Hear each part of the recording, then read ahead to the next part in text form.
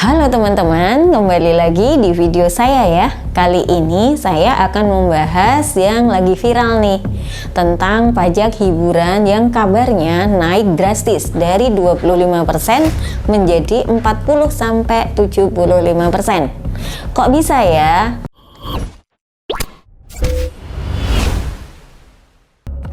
Wah, gimana ya kira-kira tanggapan para owner-owner usaha hiburan? Mari kita cari tahu dulu apa itu pajak hiburan, teman-teman. Pajak hiburan merupakan pajak yang dipungut atas jasa penyelenggaraan hiburan.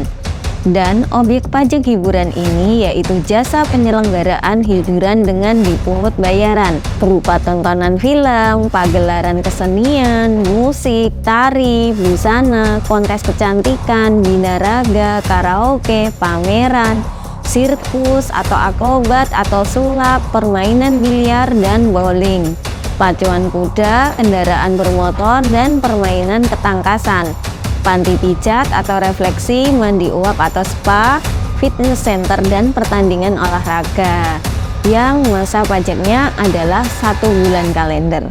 Lalu bagaimana dengan tarifnya nih teman-teman? Tarif pajak hiburan di daerah membuat berbagai kalangan yang memiliki bisnis di bidang industri itu geram.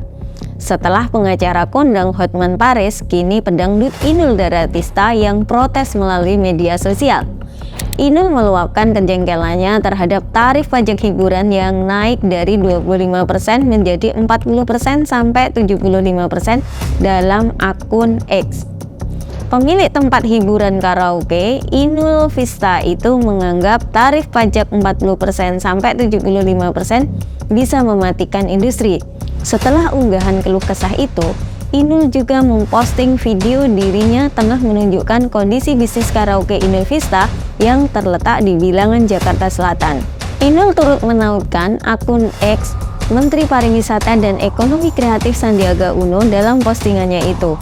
Dan Pak Sandiaga pun telah merespon postingan Inul itu dengan menyatakan dalam akun X-nya bahwa saat ini ketentuan yang mengatur tarif pajak hiburan di daerah itu tengah dalam tahap peninjauan kembali atau judicial review. Namun, sebagaimana diketahui ketentuan pajak daerah, termasuk pajak hiburan diatur dalam Undang-Undang Nomor 1 Tahun 2022 tentang hubungan keuangan antara pemerintah pusat dan pemerintah daerah.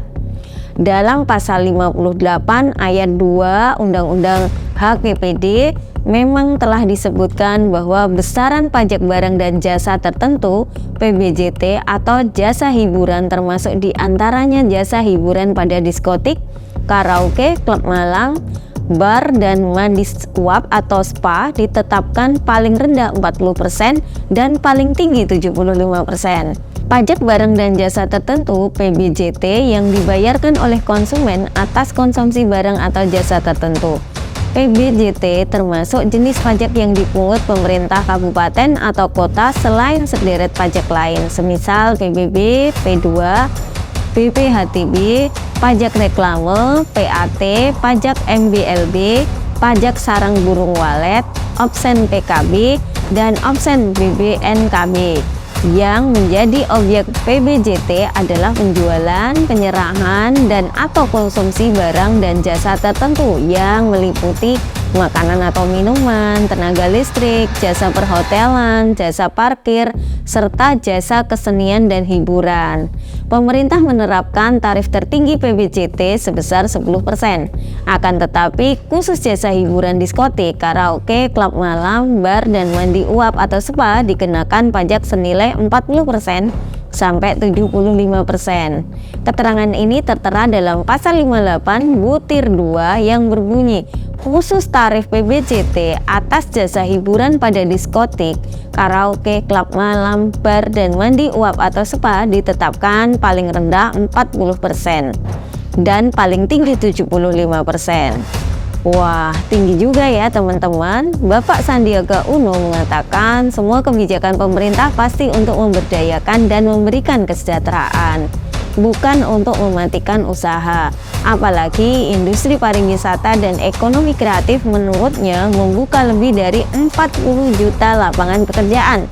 Ia pun memastikan seluruh kebijakan termasuk pajak akan disesuaikan agar sektor pariwisata dan ekonomi kreatif kuat setelah terdampak krisis pandemi COVID-19, sehingga bisa banyak menciptakan lebih banyak peluang usaha dan lapangan pekerjaan. Sebelumnya, Direktur Penyuluhan Pelayanan dan Hubungan Masyarakat Direktorat Jenderal Pajak, Dwi Astuti, juga telah buka suara terkait keluhan tingginya pajak hiburan yang disampaikan Hotman Paris. Dwi mengatakan penerapan tarif pajak yang tergolong PPJT untuk jasa hiburan pada diskotik, karaoke, klub malam, bar, dan mandi uap atau spa itu sudah sepenuhnya menjadi kewenangan daerah. Kewenangan itu diserahkan ke Pemda karena telah menjadi ketentuan dalam Undang-Undang HKPD. Dengan demikian, DJP tak ada peran untuk mengevaluasi ataupun mengawasi besarannya sesuai kondisi ekonomi nasional. Kira-kira bagaimana ya teman-teman? Apa yang bisa dilakukan kita? Solusi terbaiknya adalah menunggu keputusan resmi karena aturan kenaikan pajak ini masih dikaji ulang dan masih bisa direvisi oleh Kementerian Pariwisata dan Ekonomi Kreatif setelah mendapatkan keluhan dari pelaku pariwisata di Bali. Begitu dulu ya teman-teman pembahasan mengenai pajak hiburan kali ini. Next kita bahas apa lagi ya? Komen yuk, jangan lupa like, komen, dan subscribe ya teman-teman untuk mendapatkan informasi menarik lainnya. Sampai jumpa di video saya selanjutnya ya. Salam sehat dan salam growth mindset.